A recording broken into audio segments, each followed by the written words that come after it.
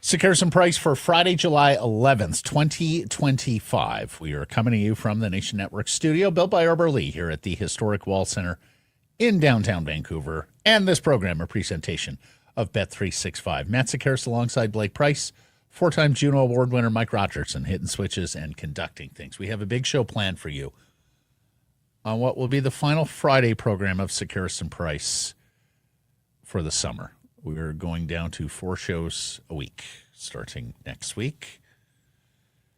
Allowing you to have your long weekends. Yes. And maybe absolutely. we get one too. Yes. Yeah, absolutely. Well, Mike gets one, and that's what's important. Yes.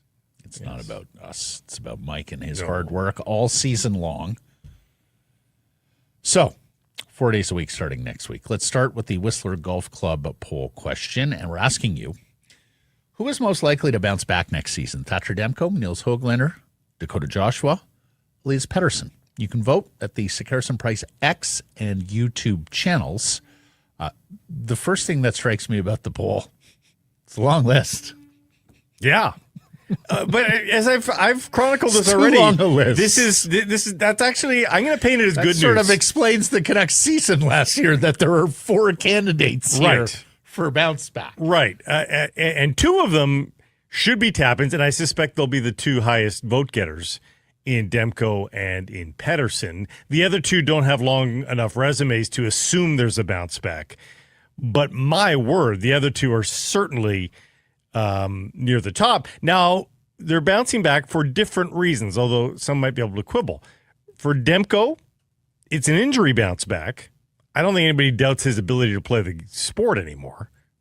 I think that is different for Elias Pettersson. Now, as Pettersson himself has said in multiple interviews and has done that already recently, yes, did that knee injury prevent him from launching into last season on the right note? Yes. Mm-hmm. But it's ultimately still not an injury bounce back for Pettersson, even though his season was ultimately cut short as well. I think it's just a hockey bounce back for Pettersson. It's an injury bounce back for Demko, so that's why I'm going to put it on Demko, because as long as his body's right, I expect we get vintage Demko again. So for me, 3 of the 4 is somewhat injury related. Pettersson mentioned the knee injury again this week in an interview with NHL.com, looking back on the injury. And Elias battled some ailments during the course of the season coming out of the Four Nations tournament as well. Of course, he ended the season in the press box not playing. So for me, it's between Thatcher Demko and Nils Höglander. Because when it comes to Demko, injury is the only thing here, right? Yeah. A healthy Thatcher Demko is one of the top 5 goaltenders in the world.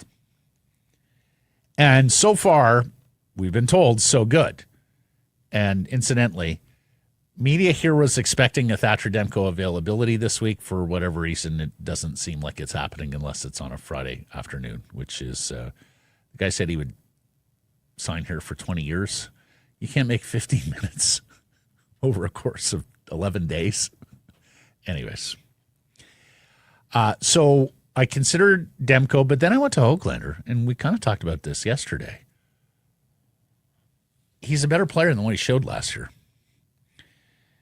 The last 3 seasons, in fact, his average ice time has been almost identical.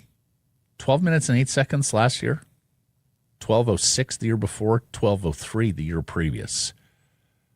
His second year, he played 13 minutes a night. His rookie year, he played 15 and a half, albeit on a much weaker Canucks team. I know Adam Foote is of the Rick Tocchet tree, and some people might think they are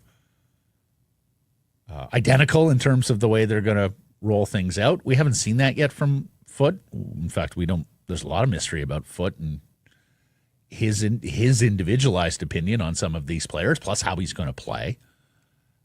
I voted Höglander. I because I think there's also going to be opportunity and perhaps even power play opportunity, Blake. Because that's the other thing. We haven't spent as much time on power play in discussing the center void. So let me just run you through that for a second. So Hughes is obviously going to be your point man. We got Evander Kane as a net front guy on the power play. Well, a lot of people love Brock Besser's ability to tip as the net front. So that's going to be the question, is whether or not Besser's tipping prowess is preferred to the physicality of Evander Kane. I think that's a worthwhile debate there. So DeBrusk is going to figure somewhere. And then is Pettersson, well, first of all, Pettersson has to take the faceoff now, right, and be the centerman. Is Pettersson going to be lined up on the right flank for that one-timer? Or is he going to have to be more of a off-sidewall, half-wall orchestrator? Matt, that is where he has enjoyed the most success in his career. As the one-timer guy. Alex Ovechkin has not moved from that spot for 29 years in his NHL career. Mm-hmm. I think it might be 35 years he's played in the NHL. So that's now. Kane or Besser in the bumper then for you, with Pettersson on the flank and DeBrusk on the other one?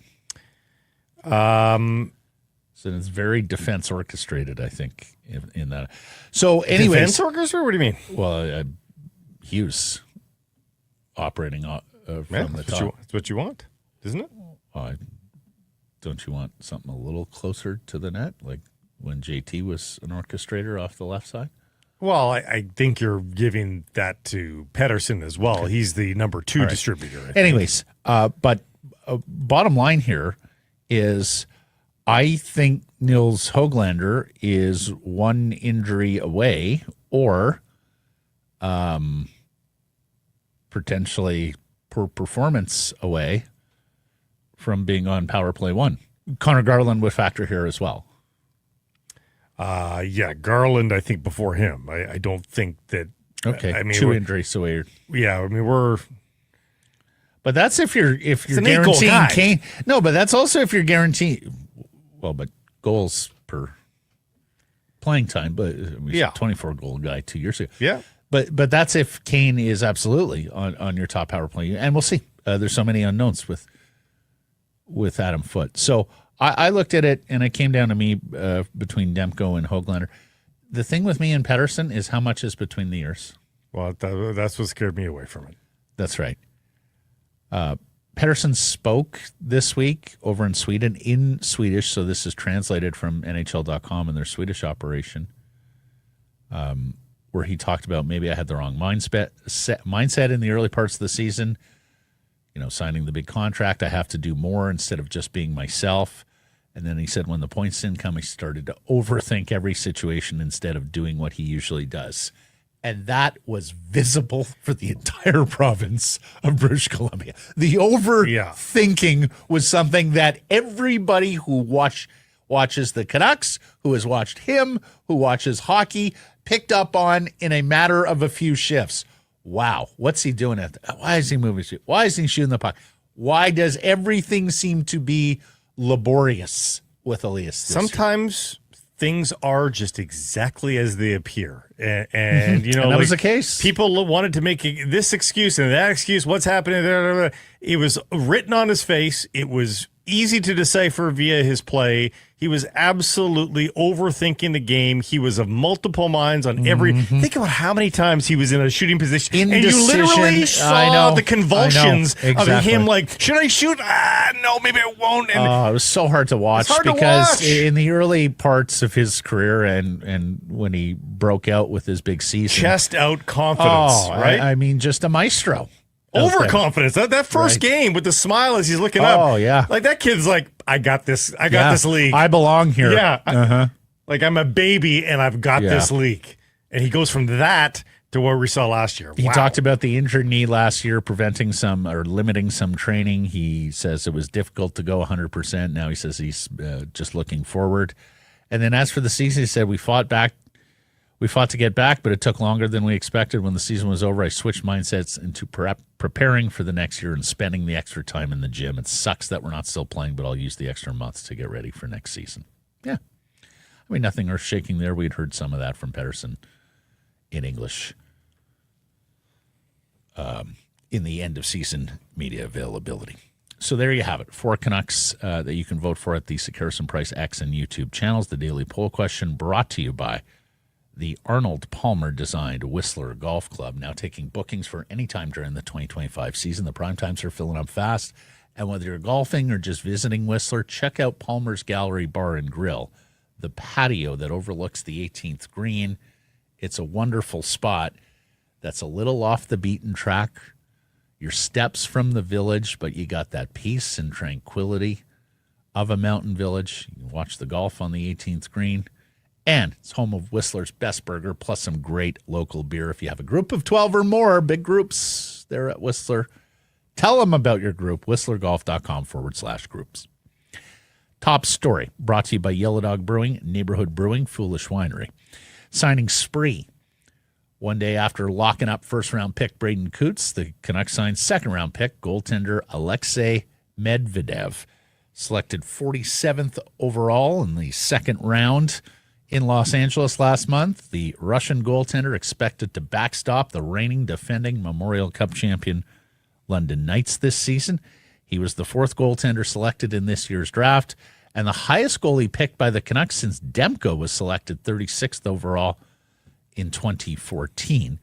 6'3", 180 pounds. He does not turn 18 until September 10th, everybody, making him one of the youngest players available in this year's draft. He was days away from being eligible for the 2026 draft. And let me just add some context here, because we have the baseball draft coming up on Sunday. And, of course, baseball front offices now have fleets of analysts. My old colleague Jeff Blair on his radio show in Toronto calls them the khakis, the guys in the khaki pants, who do just reams and reams with the help of AI and their computers, data analysis on previous drafts. And I saw Kylie McDonald, the ESPN draft guru. Blake, he rated a 19-year-old high school prospect in his top 10 or top 15 or whatnot. But he noted in the write-up, because this guy is 19 and not 18 or 17, like some of the other high schoolers, there will be certain major league teams that take him off the board in the first round because he is too damn old at 19, and the 19-year-old high school profile has not been successful up the minor leagues and to Major League Baseball because, for the most part, they are fattening up on younger kids in high school baseball, and they're not exactly what they appear. So, like the 20-year-old leading scorer in the WHL. Right.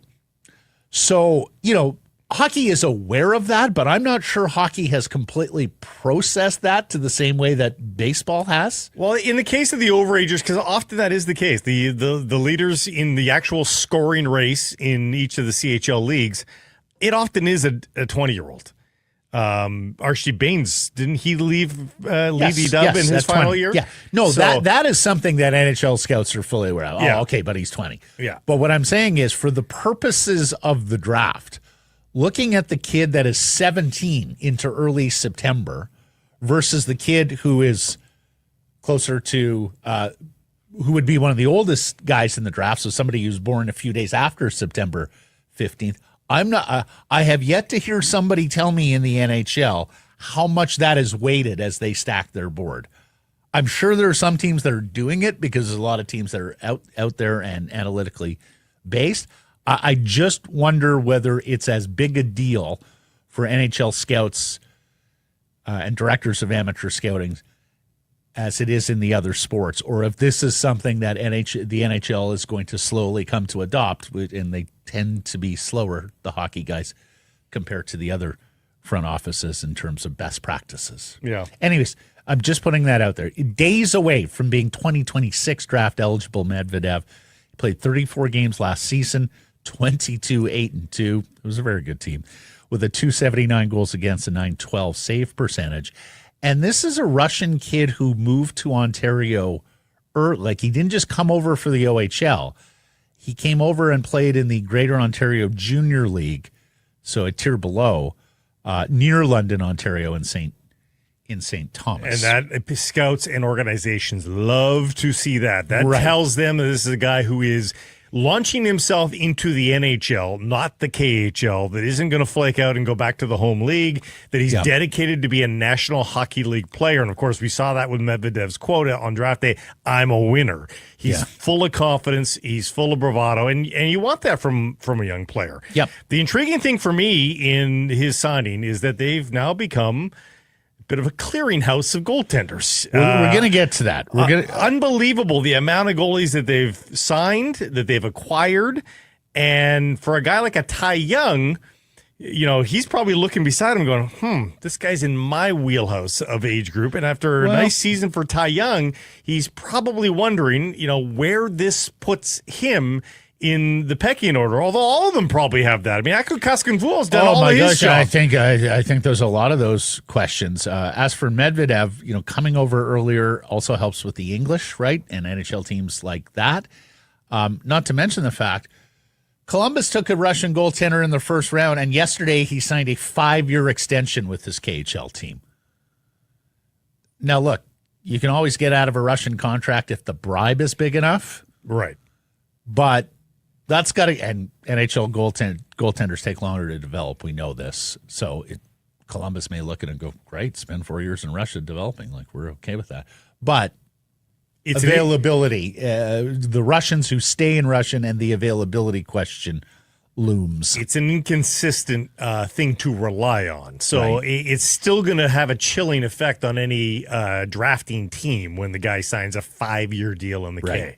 So like Braden Coots, Medvedev is forfeiting an NCAA pathway by signing this deal and will be obliged to turn pro after his major junior career.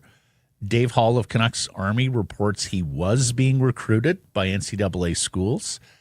Then there's this, and we mentioned this yesterday, but thought it died on the vine during CBA negotiations. As a matter of fact, it did not. Frank Saravelli sources say a new provision in the CBA will allow each NHL team to place one 19-year-old CHL player. Well, it's more than the scoop now. It's been released. It's fully official now. In the AHL per season. So one per organization per season. Got to be 19. 18-year-olds are ineligible, and this begins in 26-27. In fact, right in time for Braden Coots to be 19 and play in the AHL. Medvedev would qualify too by age, but I'm not sure, right? Yeah. Goaltenders, not so much. So Braden Coots could be in Abbotsford in 2026 is what we're talking about. This also brings, as Blake mentioned, the total of Canucks goalies under contract to 8 and makes 47 contracts signed out of a limit of 50. And 8 of those are keepers. Thatcher Demko. That's crazy. Kevin Lankinen, Artur Shelovs, Yuri Patera, Nikita Tolopilo, Ty Young, Aku Koskinvo, Aleksei Medvedev. Matt, I would put large sums of money that 2 of these goaltenders are not Vancouver Canucks on September the 15th.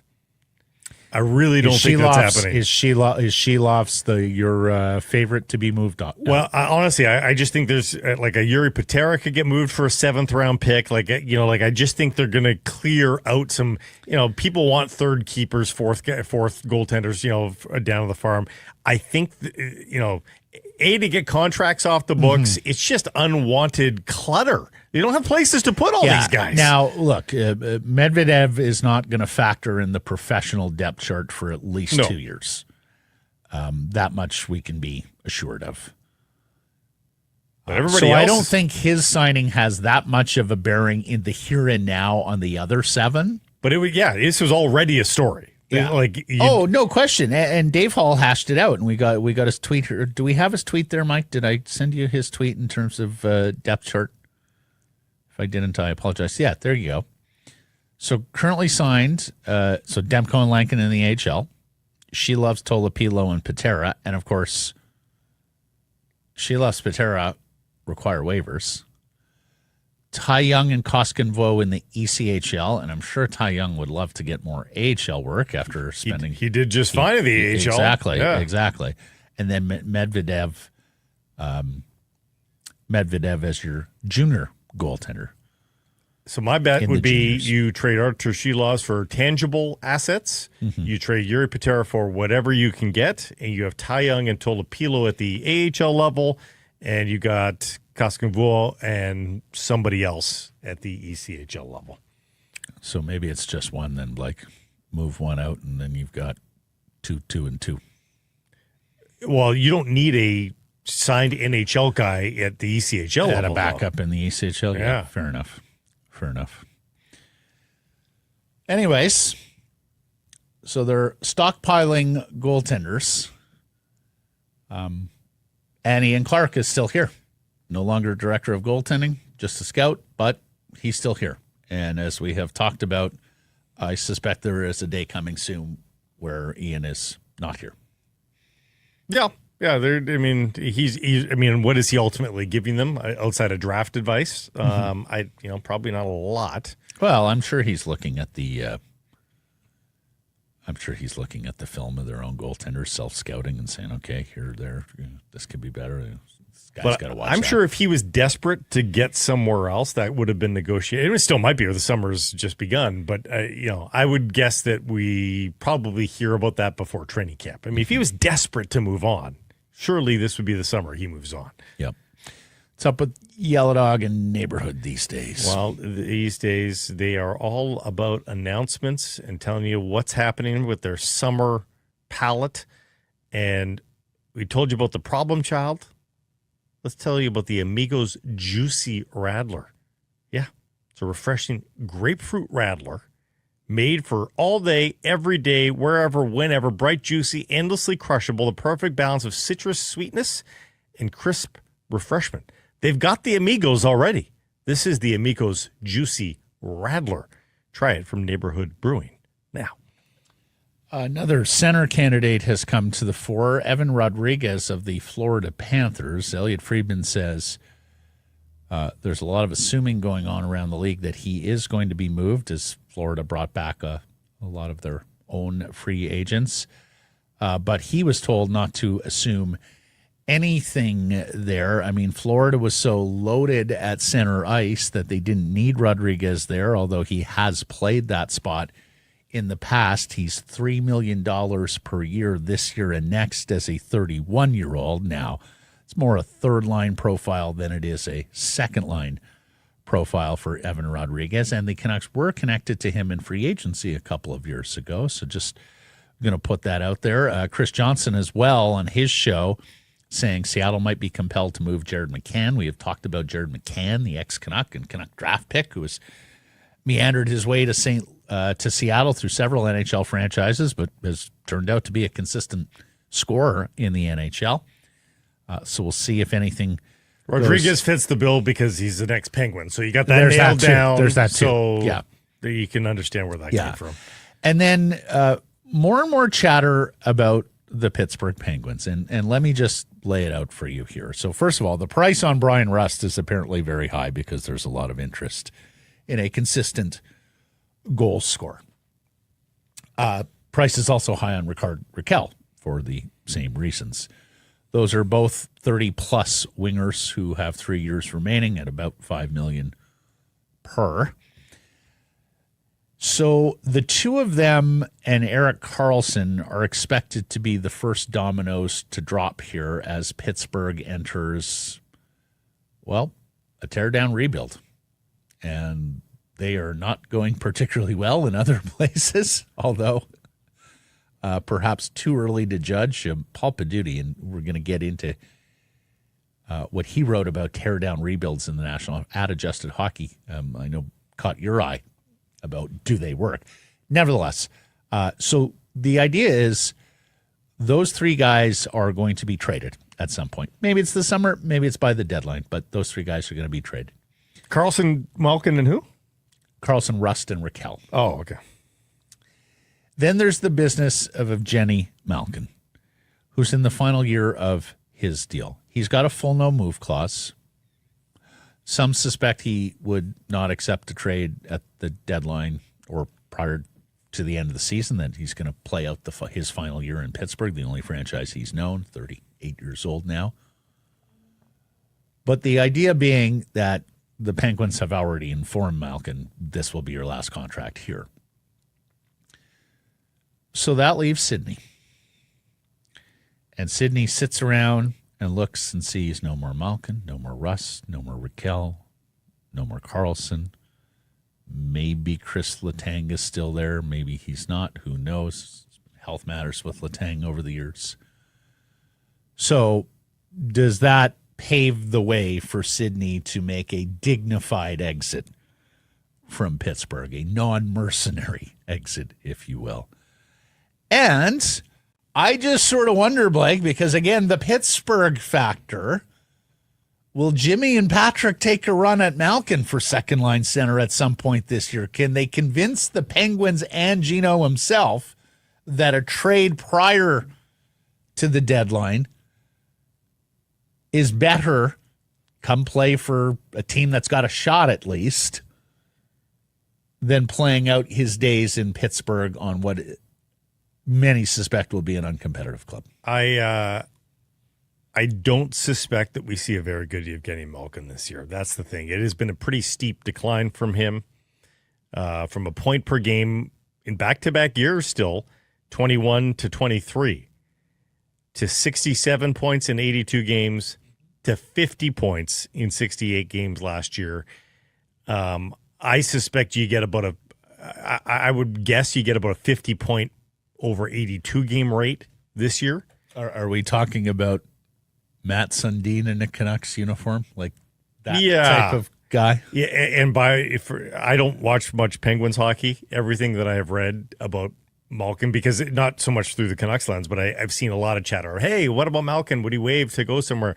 And the responses from those out east are all, he is so slow. So done. So slow. Like if you get him into half-court offense, sure.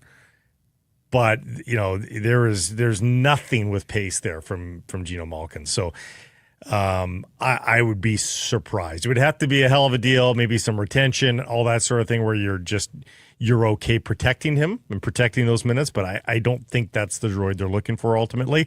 Hey, Sid's a different story, but we know Sid. He just seems to be the home cooker that doesn't want to go anywhere before the end of this contract. Okay. You were right. Yesterday we were looking at that trade live, the Dallas-Pittsburgh trade on Matt Dumba. It was clearly a cap move from the Dallas Stars, but did it involve draft pick compensation? It did. So it's Dumba and a 2028 second-round pick to Pittsburgh. A 28? For a fringe NHL defenseman. Yeah, that's where we're at, Blake. Next draft is 26. That's not a real year. That's 28. not a year. So, Pittsburgh picks up a draft pick asset. Dallas moves the cap space. Now people wondering, is that cleared the decks for Dallas to go out and acquire Rasmus Andersson, the Flames defenseman? We shall see. There was another trade yesterday. Ryan Reeves is absolutely done as a hockey player, but I suppose he's going to protect Macklin, Celebrini, and Will Smith, and perhaps others with the San Jose Sharks. Henry Thrun, who wouldn't sign with Anaheim, got traded to San Jose, is now on to his third NHL organization. He's played NHL games as well, defensive defenseman. San Jose is also trying to get to the cap, I should say the salary limit, the salary floor. Mm-hmm. We always talk cap and limit, but this is actually the floor you do have to spend to a certain level. And, of course, that has gone up, too, with these increases to the ceiling. San Jose's also, they got Couture as $8 million. So, is he an LTIR guy going? Yes, but how are they going to account for him in the early going? And then the draft is going to stay decentralized, Blake. And everybody was so convinced. Well, because this is something that Gary did not get his way here. And that is very odd. And everybody but the GMs hated it. Everybody but the GMs hated it. Steve Yzerman talked about how he liked it.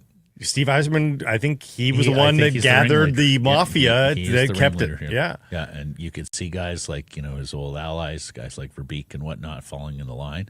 It's one less road trip Yeah. Speaking as an elder statesman myself, road trips lose their media luster. don't get to see us working at the tables. Yeah. And that's important for Yzerman because he doesn't believe in sunlight and transparency. He believes in darkness. But it also allows a quick getaway. We don't have to make one last trip before I get home, before we go to the cottage/cabin.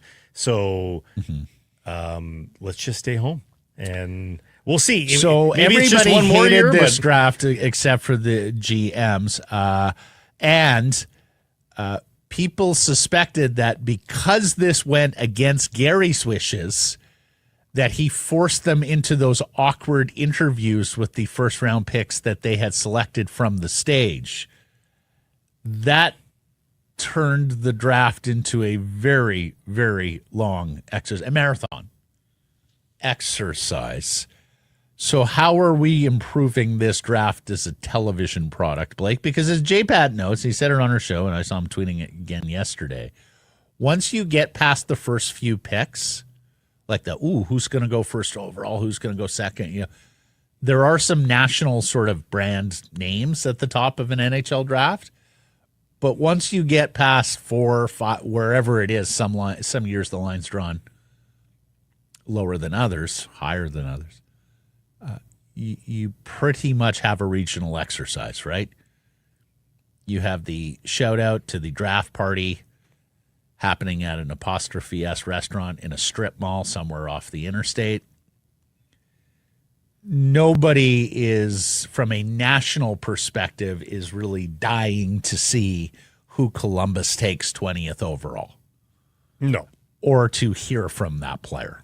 No. After the top 10, honestly, they have to find a way to expedite after the top 10. So I understand what they're trying to do with those little interview vignettes of player with front office via Zoom, provided the front office can figure out the Zoom. We're looking at you, Boston Bruins.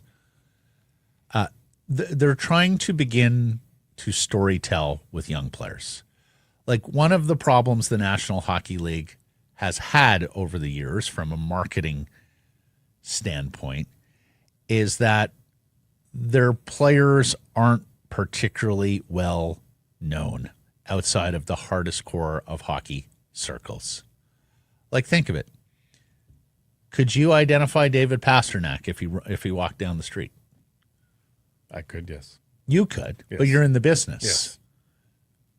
How many hockey, like even that level of star, this is my point, even that level of star could probably walk down most of the downtown streets in 31 other NHL markets and not be all that recognized. The curse of the helmets. Some of it is the helmets and the fact that, they're a little bit obscured. Some of it is a language barrier. Some of it is just hockey doesn't quite understand television and marketing and storytelling and narrative and all the things that some other leagues do. So I understand why they're trying to do it. And I think they're also looking at it long term, right? Like, remember Matthew Schaefer back when? Here he is from the night he was drafted talking to the Islanders front office from the draft stage in Los Angeles for the retrospectives when these kids make it big. And there were some amusing exchanges there amongst the... but technical glitches that need to be ironed out. Oh, for sure. And they also just need to be on a hard clock. Like, how many times does the clock expire? Agreed. And there's 90 more seconds that goes before they reset. Like, the clock. NFL feels like you're going to prison if you don't get that pick in. Oh, absolutely. Well, you can be jumped. The team below, if your clock expires, it's happened in the Minnesota Vikings twice. If your clock expires, the team that's next up can race a card up to Central Registry and jump you in the proceedings. Like, again, you are there for some level of pomp and circumstance. So I'm okay for a framework that allows you to ballyhoo and interview the top players. But 18th overall doesn't need the 2-minute sit down in between the announcement of 2 picks. I'm sorry to the Rangers draft pick. 18th overall, we don't all need to hear from you right now.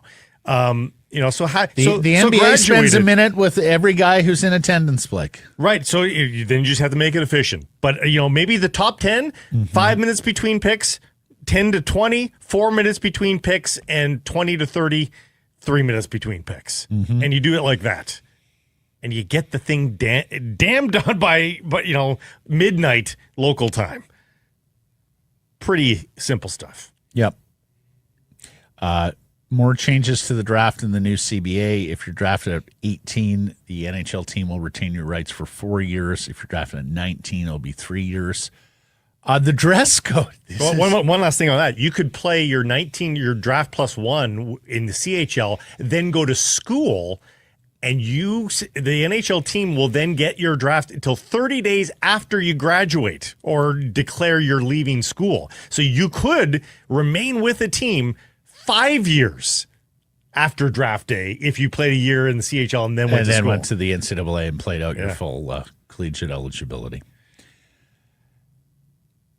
Dress code. Oh, the wording here is very interesting. It's very subjective. Well, honestly, okay, we'll read it and we'll discuss.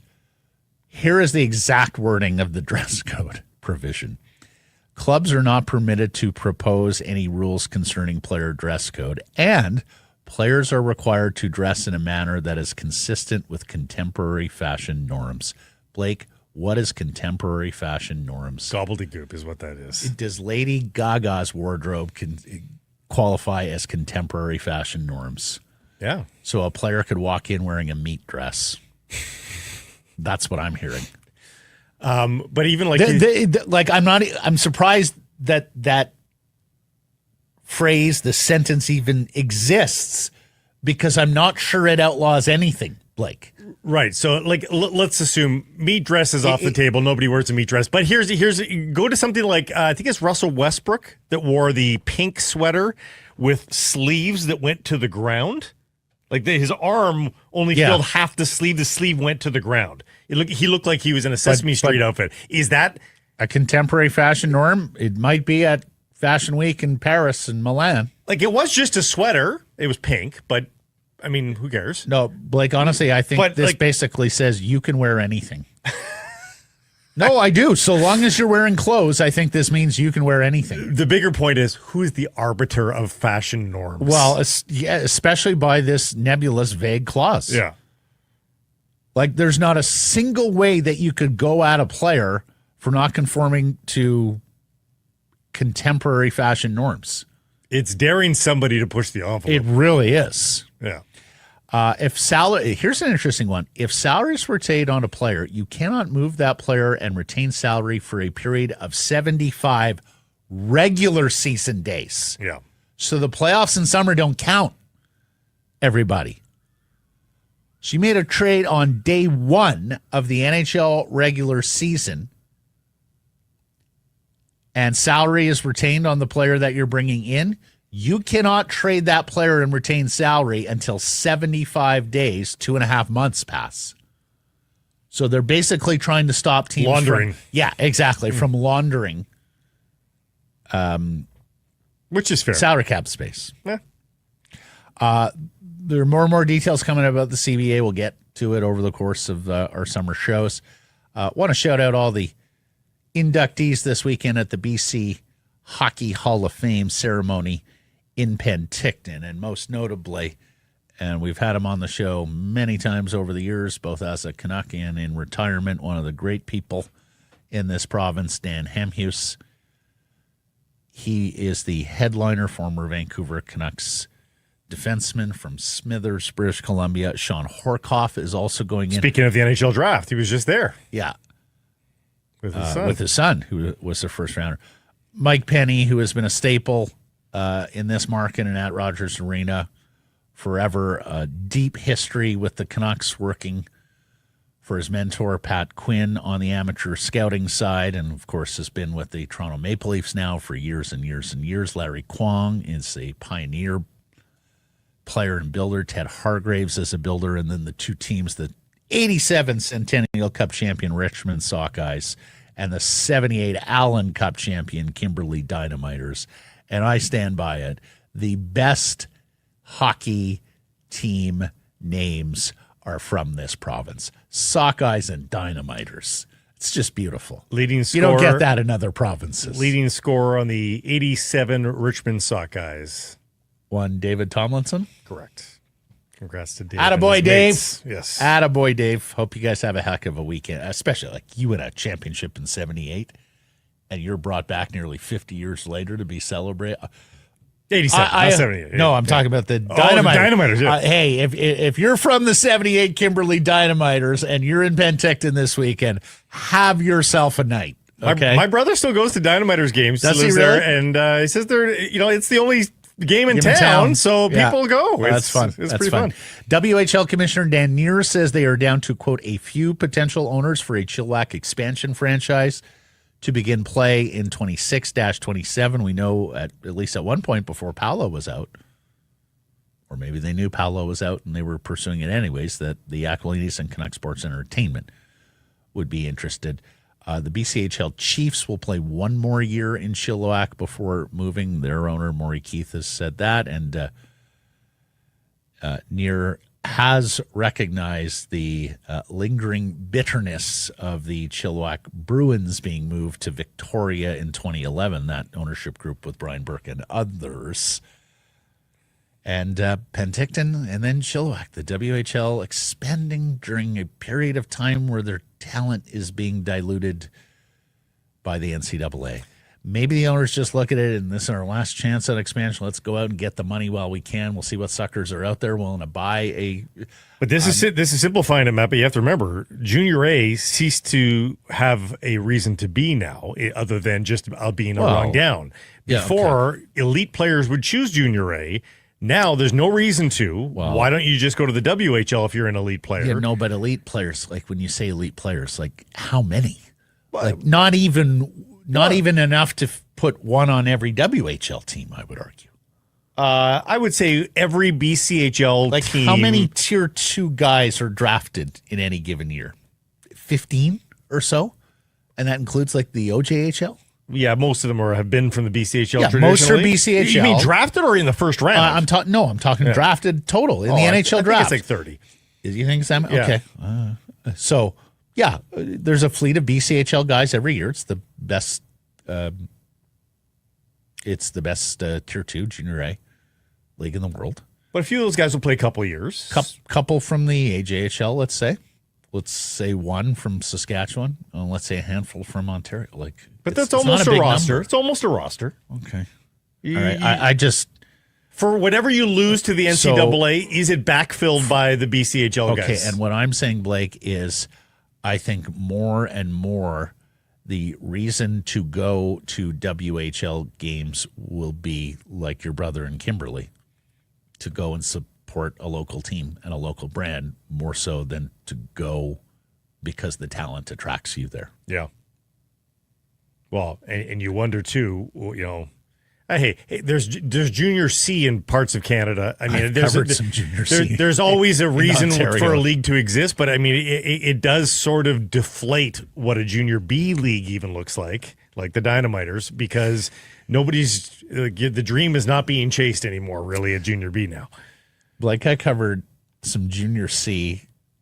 Carleton Place, the legendary Carleton Place. Carleton Place is Junior A, buddy. Oh, no, they started Junior C though. Yes, but they are now up to Junior. That's a pretty good program. That's put some players into the draft.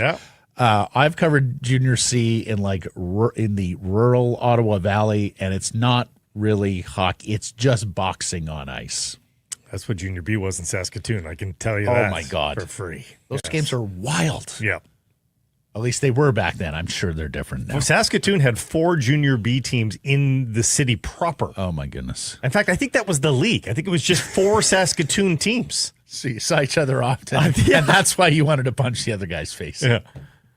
Did Nick Tarnasky play in that league? He may have. He very well may have. Today's menu from Greta. Great spot to watch all the games, to pregame and to postgame, because you're just a few meters away from the stadium and the arena. But it's an even better spot for your upcoming party or event. If you're hosting a family reunion, a team building event, a summer sociable, check out Greta. Your group will absolutely love it. The arcade is fantastic. You got a game for everyone. The food is affordable and delicious. For more info, to book your event, gretabar.com. Greta, 50 West Cordova. Let the games begin. Jeff Merrick is going to join us. Then we'll get into the Caps, Lions, The baseball, just saw Julio Rodriguez is pulled out of the All-Star game for the Seattle Mariners. How about that? That's all coming up on today's show. And again, the final Friday show of the summer for Sekeres and Price. We're going down to 4 shows a week starting next week.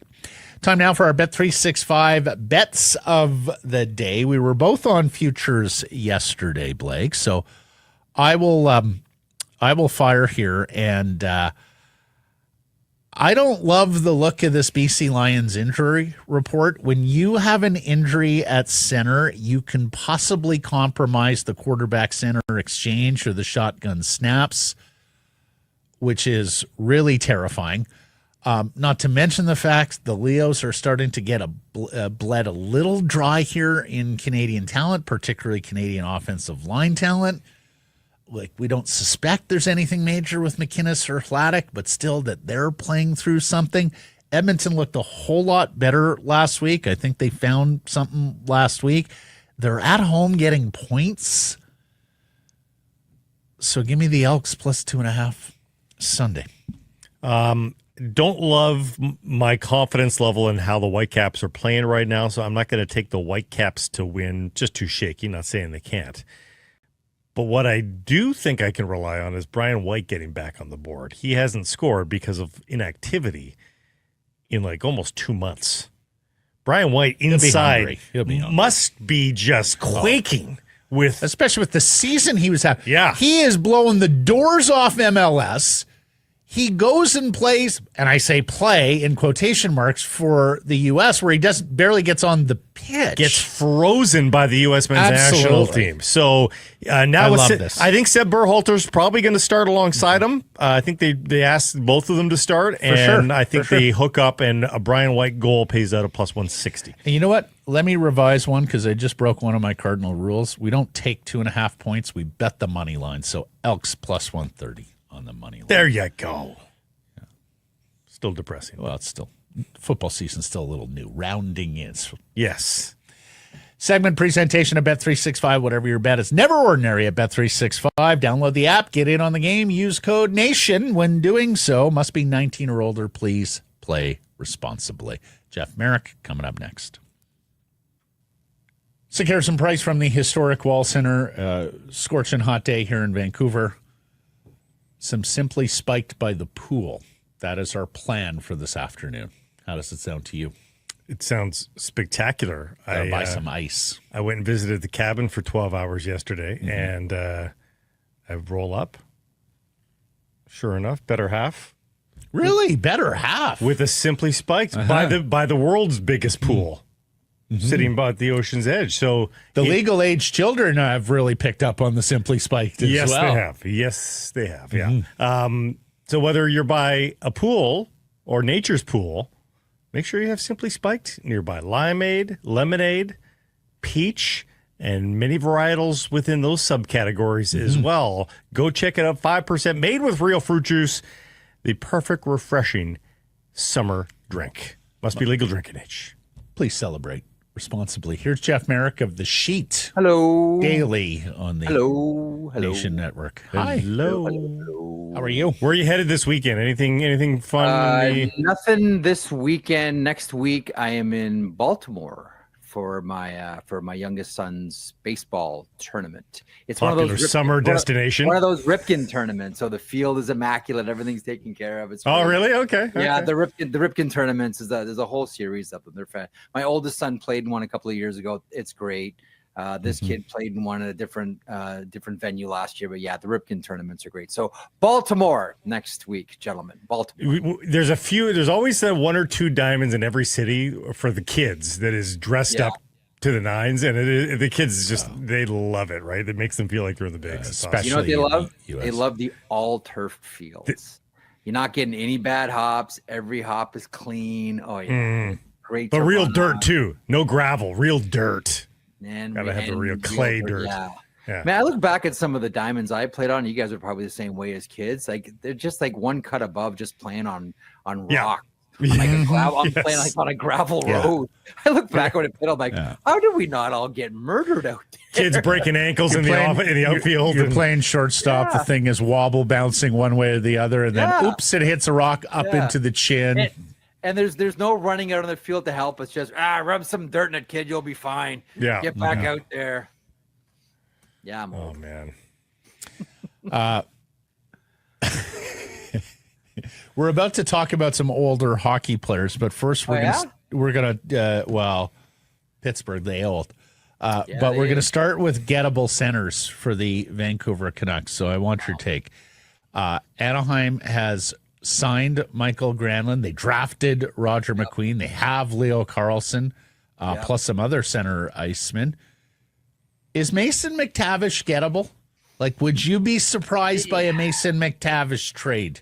I would not be surprised by anything that Pat Verbeek does right now. Pat Verbeek, not that necessarily the heat is on for the Anaheim Ducks general manager, but I think this is the first year where it's like, okay, you've been in the job here for, what is it, guys, 3.5 years now for Pat Verbeek as the GM of the Ducks. Where's the traction? Let's start to see something here, and I think that's why. That's why, starting last year with the Trouba deal, and then there's the Kreider deal, and then, as you mentioned, Maddie, the Granlund contract as well. That's why I think now you're starting to see the Anaheim Ducks be a little bit more aggressive to try to make sure they can at least be a wild card team in the Western Conference. So, along sort of roundabout way of me trying to answer the question here, it's probably the most that Mason McTavish has been available. And if he is available, man, start the lineup of teams that are looking for a second line center, whether it's Minnesota or Montreal. Go right down the list. There are a lot of teams that are looking for second line guys right now in the middle. Vancouver Canucks, as we've talked about here every week, clearly one of them as well. So is he available? The way that I'd put it is he's more available now than he's ever been. Well, Bill Guerin would love that upgrade from Marco Rossi to Mason McTavish. The question is, does the little ball of hate want a little ball of mildly upset? Marco Rossi is not Pat Verbeek. So you could say he would be interested in smaller players being one himself. But again, he doesn't play like Verbeek. No. I love Marco Rossi. He does not play like 50. And he's brave, but he doesn't play with hate like Verbeek does, right? Like... Not that little bit of dirty like Pat Verbeek was. No. But even prime futures, and I mean like ready to play almost futures like Tom Wielander, for instance, if the Canucks were to get involved in this bidding war, like that doesn't really suit Pat Verbeek either, though, does it? I mean, I always come short of trying to pigeonhole managers' personalities as being reflective of their team. I think that the successful managers, realize that. Let me give you the example. But he wants an NHL player, though. I mean, he wants an NHL player. Absolutely. Yeah. Like, I don't think that he wants 23 guys that play the way that he does. Brian Burke would always talk about, would always compare running a hockey team to a symphony. And he would say, if you've never been to the symphony, I tried to do my best, Brian Burke. You ever been to a symphony before? This is the way it goes. Everybody files in one by one. First violin comes in last. Usually it's a she, and she's gorgeous, and she's wearing a black dress, and she sits down last. But the music doesn't start until everybody sits down, even that guy in the back, the big chubby guy honking on a tuba like me. The music doesn't start till we all sit down. That's how he describes putting together a hockey team, from first violin to the fat guy in the back honking on the tuba. So I always come shy of saying, like, every manager wants to be looking at their at their own mirror and kissing their image when they look at a hockey team. Speaking you guys of like that one? Yes, very much so. That's very good. I wouldn't tour on the impressions yet, but not quite yet. It's the summer, guys. Yeah, you got a long way to go to be Caliendo. We used to always tease Ray on Verbeek's nickname, the little ball of hate. Yeah. How hateful do you have to be to get that nickname in a room with Ray Ferraro? Yeah, when Ray's looking down. Think of the hate in that Hartford Whalers room. Yeah, and actually, I think we've talked about this before. Do you know who it was on the Hartford Whalers that actually got the brass bonanza taken off the air? Whoa. Like a team, like an administrator or player? No, player. Who went and complained to Brian Burke. Berkey always got heat for it. I've got to guess. Ron Francis. No. No, because he seems like a fuddy-duddy. Berkey always got the heat for it. Okay. One player that came in and said the guys hate it. It sounds like we don't want a college fight song as our goal song. Yeah. Who was that guy? Was Mike Liut still there? No. Liut might have been, but it wasn't Mike. Mark Howe? Dave Tippett. Hang on. Dave Tippett. This is our Easter egg. This is Dave your Easter Tippett. egg. Finally, I flipped the tables. No, you just mentioned his name a second ago. Oh, Ray? Nope. No, Ray likes it. Verbeek. Pat Verbeek killed the brass bonanza. Oh, my gosh. Those of you who love the brass bonanza and have always... How dare he? How dare he? Wow. Yeah, I mean, that was a staple of sports talk radio in Canada. Ray loves it. Oh, yeah. There are hockey people that have that as their ringtone. Yeah. Oh, yeah. Oh, for sure. Yeah, Nazem Kadri. Available? I think last year he wasn't. Let me rephrase that. Last year at the beginning of the season, I think that Craig Conroy was listening both on him and Rasmus Anderson. And then as the Calgary Flames became more and more competitive as the season wore on, he became less and less available to the point where trade deadline rolled around and Conroy said, nobody's available. I would imagine for the right price that Nazem Kadri, Conroy would certainly listen. They're put it this way, they're not doing this on Kadri's timeline. Right. And I think I would imagine that if presented the right opportunity, that Kadri would probably go. But I don't think he wants to go to a non-contender. Gotcha. If he goes at all. What do you think of Evan Rodriguez in Florida? I think that's a great question. First of all, I love him. I love that player. Yeah, good player. I think a lot of people are singing from the same hymn book on that one. The thing about the Florida Panthers is I think that they are trying to do whatever it takes, and Evan Rodriguez is giving them as much time as they need to make that work. He wants to be there. They want him there. However Bill Zito can do this, I think they may want to make Evan Rodriguez work there. So that'll be a tough one. Jared McCann.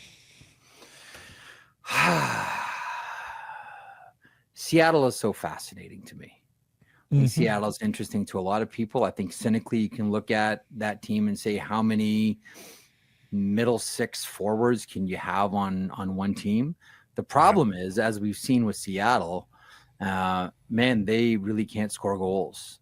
And does Seattle entertain the offer of letting go someone who, as we've seen before, has the ability to score a quote unquote easy goal, just skate down the ice and snap it in?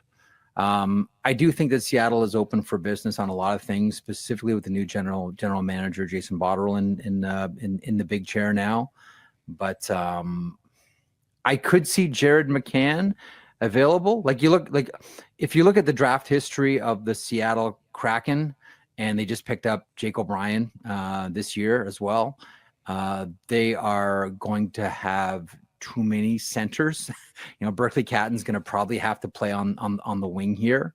Matty Beniers and Shane Wright being 1-2. So if McCann fancies himself a center, that's not where he's going to be long-term. Chandler Stevenson's on a long-term deal. And if Vancouver is shopping, I know that Botterill would probably look at it and say, okay, how are we going to replace those goals? But I don't think in the long-term future for Seattle that Jared McCann is part of it. Well, and how reticent would Botterill be to trading with the Vancouver Canucks? The rivalry's not really there yet. They need to face off against each other in the playoffs to really automatically take each other out of the trade phone calls. Yeah, I mean, for some reason they seem less likely to do it than Anaheim does, even though, I mean, really, what's the difference? You're both in the division. I mean, geographic proximity doesn't really make it even more or less likely to make a trade, right? It's one of those old things. How many trades between the Leafs and Sabres occur? You know what the interesting one was? I'll give you a sleeper one. This one I always found fascinating. The Buffalo Sabres and the Boston Bruins. I think of how many years they were together in like the Adams division, for example. Like we're going back. They did not make a trade. And I know people in your audience are going to scream, well, what about Peter McNabb and Andre Savard? That was compensation for a free agent signing. That wasn't a trade. They did not make a deal until Danny Paille to the Boston That was the Bruins. first trade they ever made. 38 years or something like that? Sabres and Boston Bruins made a trade. Yes. You're kidding me. That's hysterical. That was the first one. And is that because ownership? Doesn't the Jacobs family, doesn't their business originate in Buffalo, Western New York? Jeremy Jacobs has an estate. I almost said house. Has an estate, I believe, in Rochester. The help sleeps in a house. Yeah. he does not. Yeah. Okay. They have since made a Taylor Hall, Curtis Lazar trade for Anders Bjork. Yeah. But you look at the Sabres trade history, there's not a lot of spoke to be there. They were right beside each other in the Adams division for how many years, guys? Right. And don't forget, that was the era where, and it is different now, where you never traded within the division. That was like the unspoken rule, never trade within the division. Mm-hmm. We have a poop ton of developmental hockey news. Okay. All the way up to the American Hockey League. I want to go Pittsburgh here, though, before we're done, because he really wants to talk Pittsburgh. Okay, that'll be our exit. Okay. That'll be my Easter egg. We've talked about this for a long, long time. Why did it finally happen? And is it any way related? Is it a countermeasure to the NCAA? Teams can store a 19-year-old in the AHL. Is that their way of saying we're going to make you a pro sooner rather than later? Don't go to college. Is that what this is? But no, it's a great move. It's an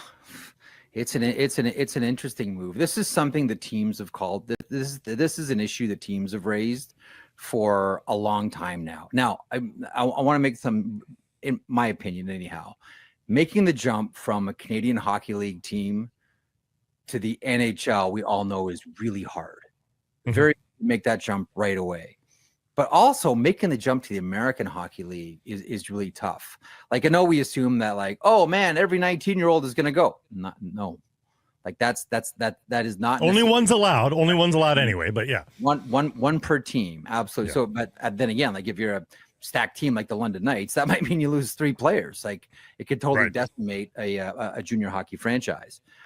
This is something that managers have been clamoring for a long time. Like you look at players like Taylor Hall, for example, right? I mean, remember, and how many times have you seen players struggle in their first NHL season because what would have been the point sending them back to junior hockey just to go and dominate and put up 160 points? Right. This is that middle ground compromise. But I honestly, guys, I really don't think it's going to be as, I don't think it's going to be, we're turning on the faucet of 19-year-olds going into the American Hockey League. It's hard, man. It's hard playing as a 19-year-old in a pro league with men, especially in North America, where the American Hockey League is the number 2 league in the entire world. I know it may feel that way. There's going to be a lot of junior hockey operators whose noses are put out of joint about this one, and I get it. But at the same time, I don't know that this is, because everyone's waiting about, oh, this is a death knell for the it's not going to be the death knell for the CHL. You know, teams know how difficult making that jump is. Right. But like honestly, guys, this is one that NHL teams have wanted for a long time. And you may not fill it every year, right? Like a team may not use it every year. No, you're under no obligation. No. Not at all. And, you know, one of the other things, because here we are, listen, Gavin McKenna makes the move and he goes to Penn State. And I'm sure you guys were on plenty of shows this week as well, weighing in on what this meant for the future of the CHL and the future of this relationship and everything. So right now, everyone is trying to figure out what this new landscape is going to be like. And one of the things that I find hasn't been talked about enough, or really even at all. There's going to be players that go to NCAA. There's going to be players that stay in the CHL. And there's also going to be players that go, realize they don't like it, or it's not what they thought. The competition level is maybe too high for them and they're down in the lineup and they're not used to that, or they're not playing at all. And those players will go back. Like, make no mistake about it. There are plenty of players that have commits that'll start playing Division I, and at a certain point we'll go back to the CHL. But this is a new reality that we all have to live with. We can all, like, every fan of the Canadian Hockey League can stomp their feet, but it's kind of like the kid at the zoo who's just lost his balloon and he's got his hands up in the air trying to grab the balloon, but the balloon is gone. Like, it's gone now. Like, this is just that balloon reality. Ain't coming back. The balloon ain't coming back. No, this is now you got to figure, okay, so how are we going to swim in this water?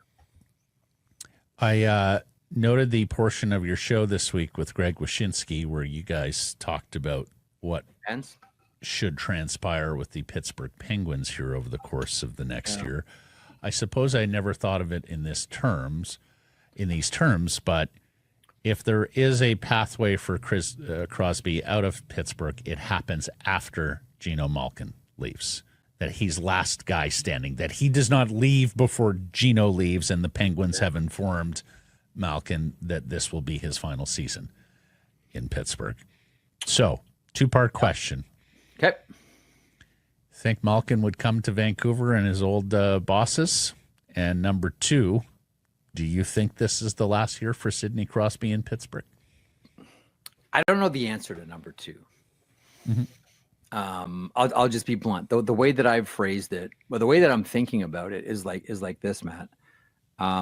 What you're going to see is a test, and you're going to see a struggle between two things that live inside of Sidney Crosby.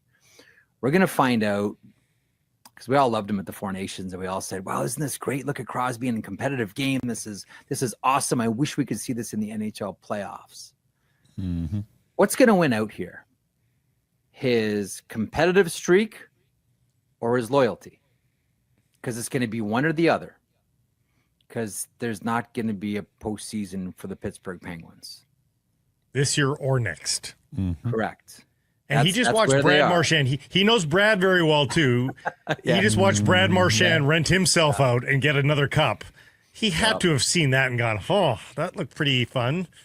Yep. Now, again, Brad Marchand wanted to stay with the Boston Bruins, but they weren't coming together on a contract. So the one thing I've always maintained about Crosby is intensely loyal, but we all know how much of a competitor he is playing at events like the Four Nations and playing next year in the Olympics enough to keep Crosby's competitive juices satiated, so he can still go back to the NHL and say, like, look, I know we're not a competitive team. I know we're not a playoff team, but I'm loyal to the Pittsburgh Penguins and I want to retire a Pittsburgh Penguin. I think that's what we're going to see for the next couple of years out of Sidney Crosby. What's going to win?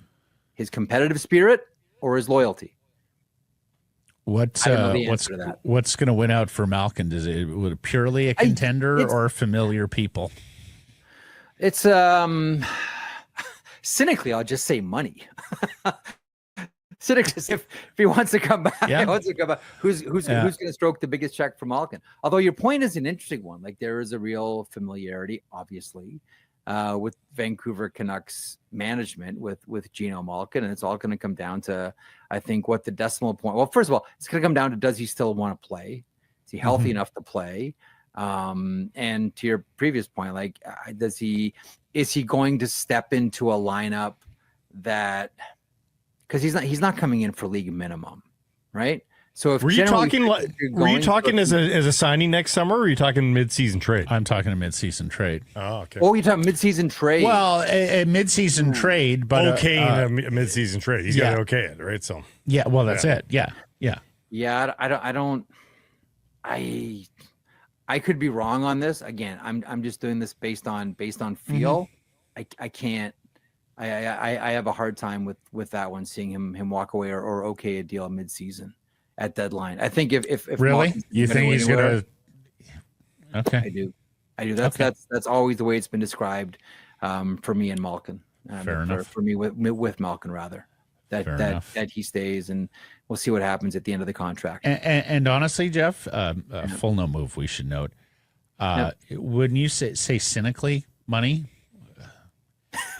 He's only making $6.1 million. Yeah, it's true. Right? Like for a player of this stature, like he's now watching stars in the league make double, which he signed only a few years ago. Making so. And then, the Russians, they love New York. They love South Florida. So I would have to think. And he's 39 in 3 weeks. You've got New York metropolitan area teams that are competitive, or Florida can make it work.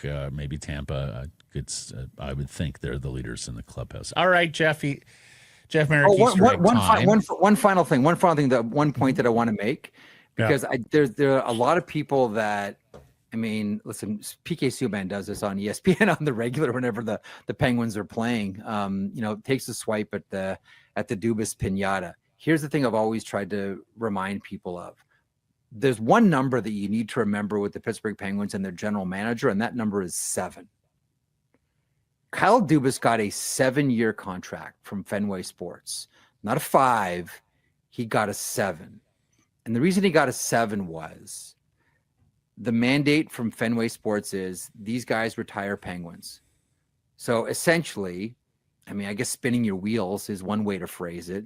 Spin your wheels until these guys retire. But it's endorsed spinning of wheels. Just pick up prospects and pick up draft picks. You saw yesterday with the Matt Dumba trade. That wasn't a trade for Matt Dumba. That was a trade for a second-round pick. Right. I just all the smart people at Fenway Sports and the analytics department of the Red Sox, which was revolutionary at one point, and we're retiring guys as Penguins. That's what they wanted. Silly. That's what Mario wanted, and that's what Fenway wants. They want these guys to retire Penguins. Yeah, Mario might have had a lot of influence there. No, it's hey, if you're a Penguins fan, I get it, but also if you're a hockey fan, man, I know. Sidney Crosby has not won a playoff series since 2018.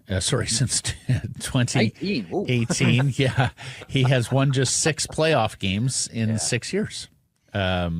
So they haven't even been close, and they've missed the playoffs 3 years running. And as Blake said, it's going to happen again. Take him out of the reason hall. I said 19, the Jeff Merrick Easter egg.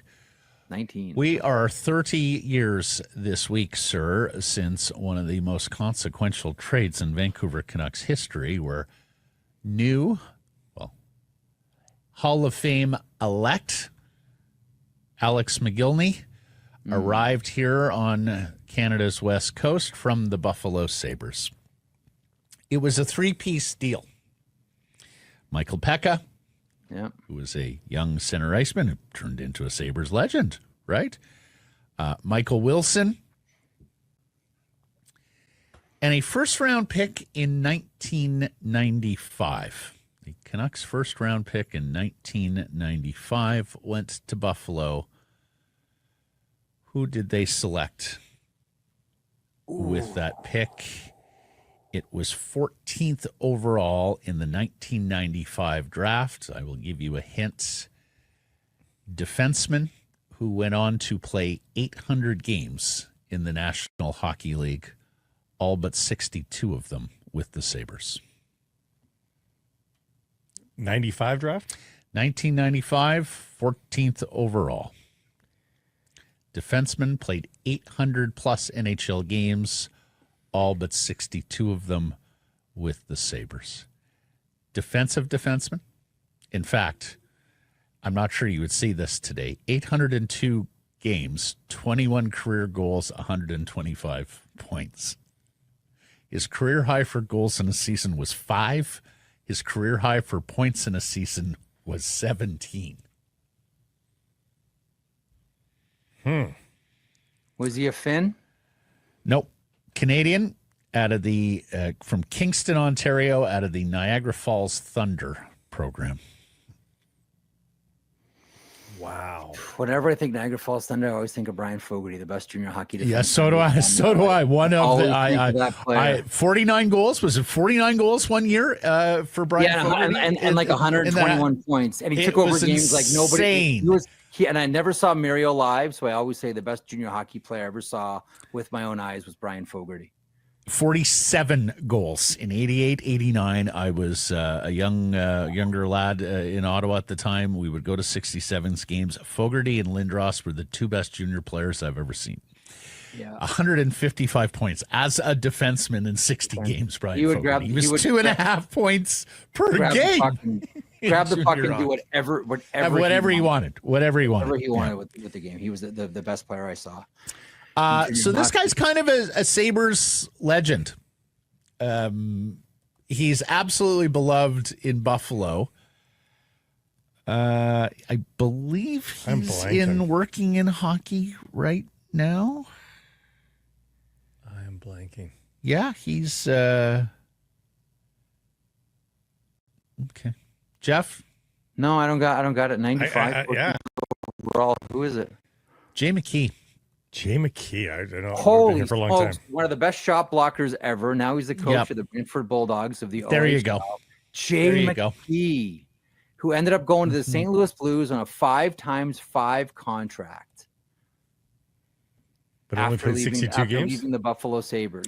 Oh, shoot. I screwed that up. He played 3 years for St. Louis. My bad. He's a nose.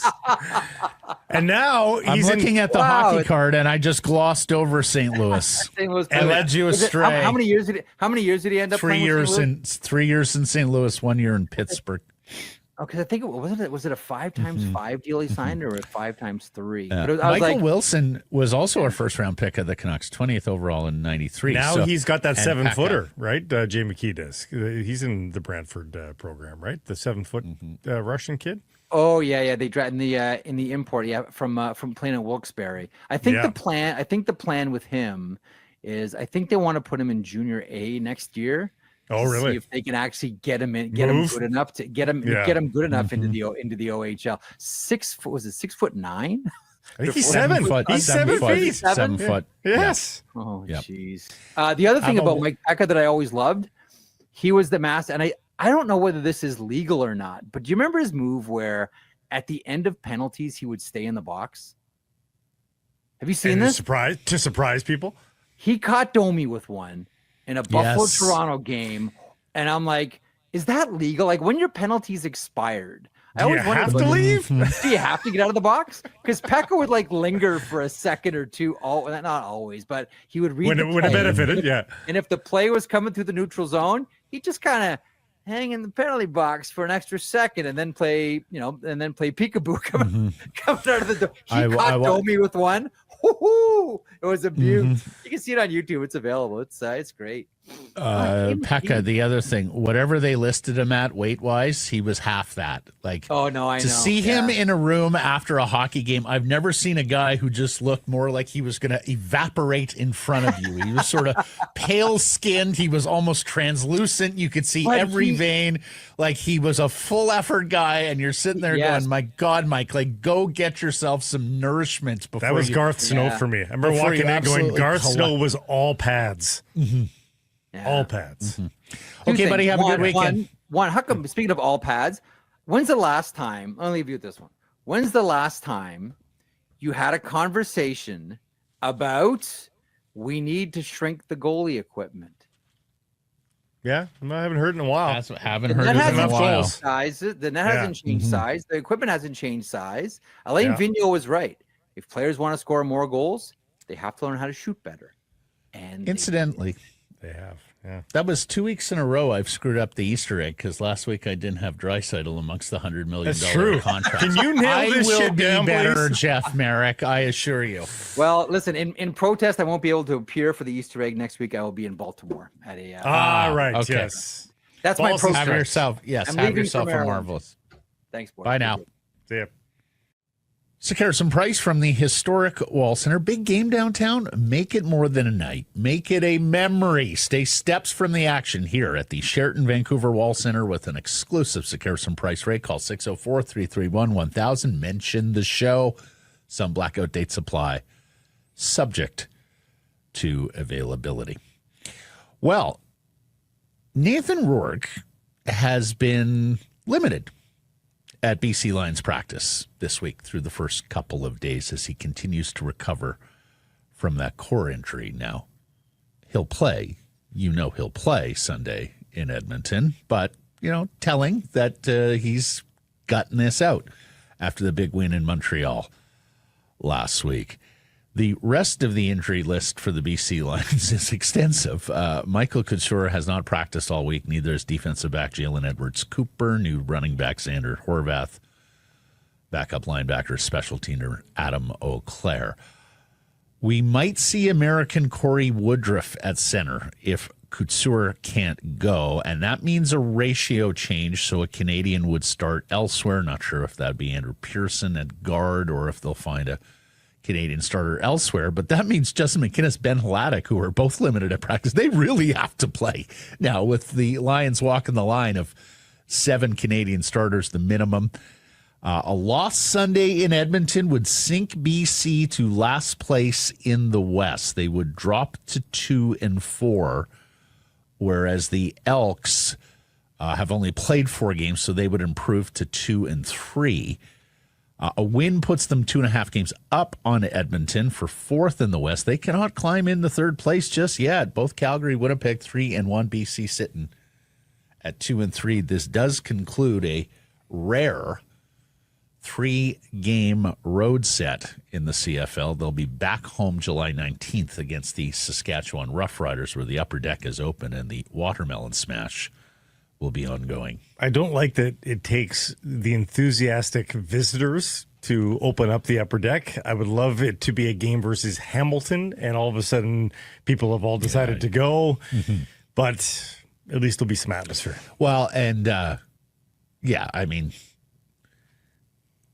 as you know, if you play Saskatchewan in the summer when school is out, people can travel. Exactly. And nobody's going to the States, so there's an even better reason for people to want to come to Vancouver. So, they'll walk amongst us.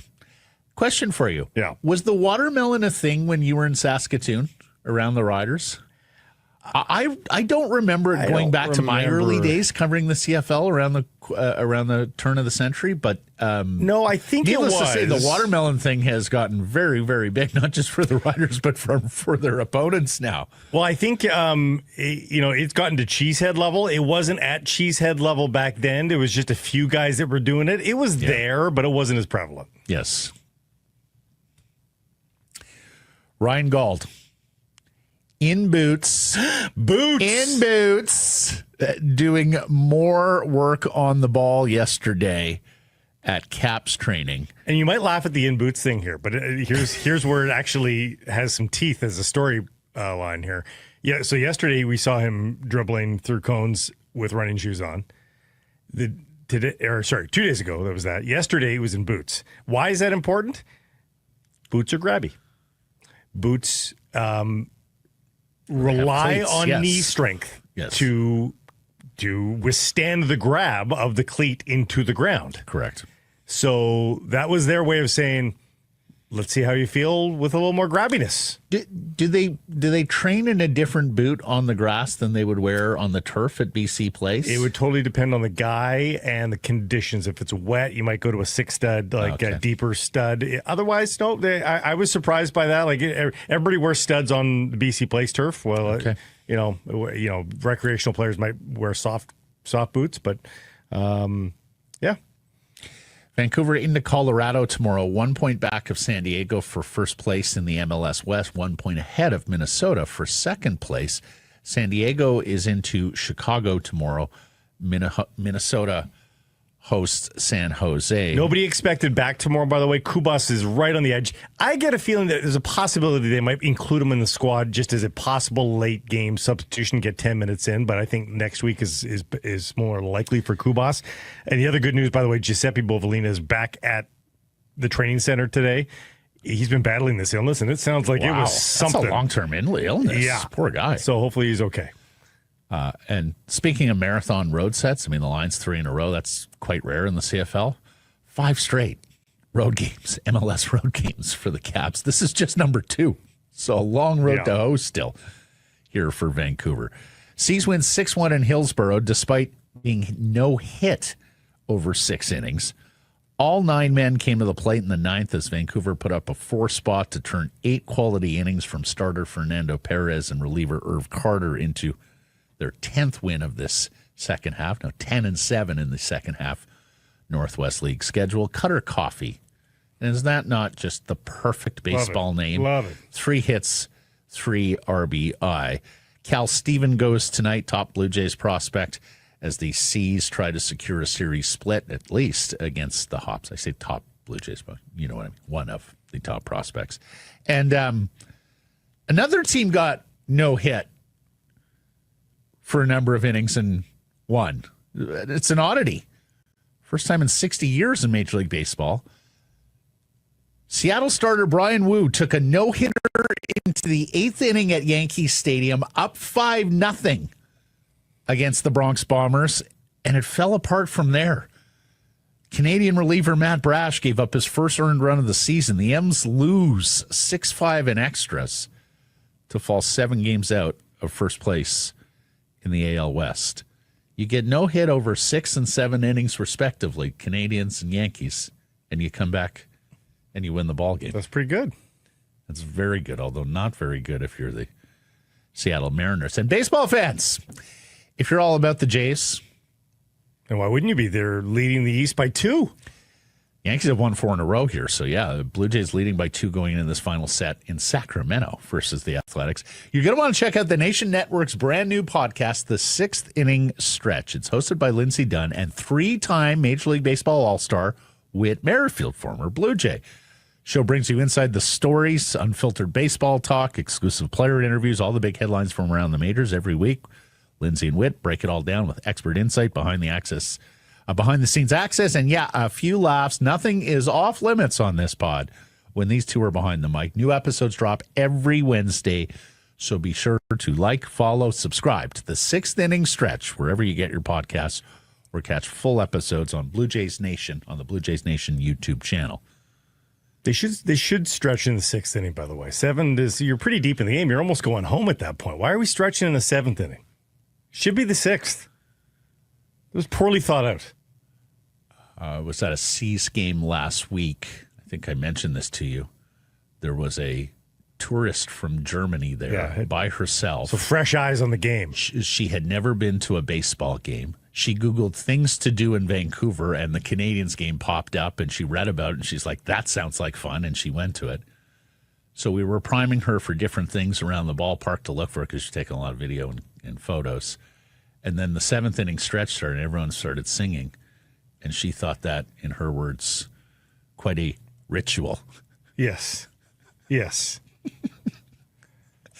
The 6th inning, Blake, is reserved for the singing of OK Blue Jay, you may remember. Isn't that while the grounds crew are out in the middle of the 5th? No? You may remember there was once a live performance of OK Blue Jays at Nat Bailey Stadium. And Andy Dunn comes to me before that game and he says, we're not soiling the tradition of the 7th inning stretch with you singing that song. You're going to go in the middle of the 6th inning. I said, okay, Skip, whatever you want. Oh, 5th inning is the race. Sushi. Right. Results from the Whistler Golf Club poll question on Thursday. Assuming Besser, Garland, DeBrusque are set, who should be the other top 6 winger? The options here were Niels Höglander, Evander Kane, or other. Who won the poll? Don't overthink other. It. Kane got 73%. Höglander got 23%. Other got 3%. Might have been your worst guess ever.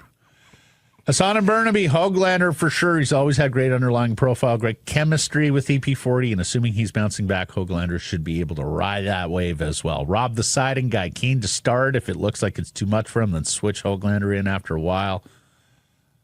A lot of people wanted to put both of them in there and bump Connor Garland to the 3rd line. You talked about that yesterday. And then Jonathan Leckner-Mackey, Linus Karlsson got some right-in love. Yeah, and that was sort of my theory, is use that guy, especially after he's coming off a hot streak. See what he's got at the NHL level. I don't think it's a terrible idea. Errors and omissions, and it's a longer list. Russia, unless something happens, a détente with Ukraine, will not be participating in the World I think they've already declared it for the upcoming season. I don't think even a détente changes this year. Basketball Phil does inform you can say Kelly Olynyk 10 NBA franchises because he was drafted by Dallas before being traded to Boston. Right. But that, again, is one of these crazy NBA draft day trades where everyone has to pretend, or at least the league pretends, that, oh, yeah, he's joining this team. But no, a trade's already been agreed to. And in 2 weeks' time, when the new league year begins, it can be executed.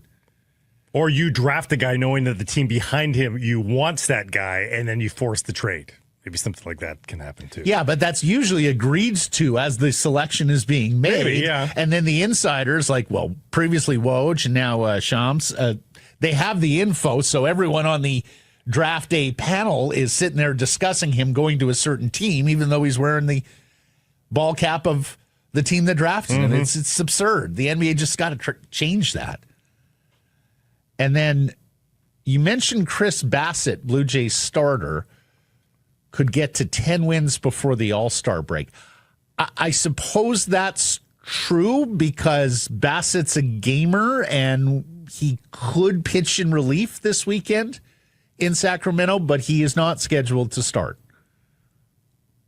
before the All-Star break. Yeah. Gosman, Barrios going Sunday, Gosman on Saturday.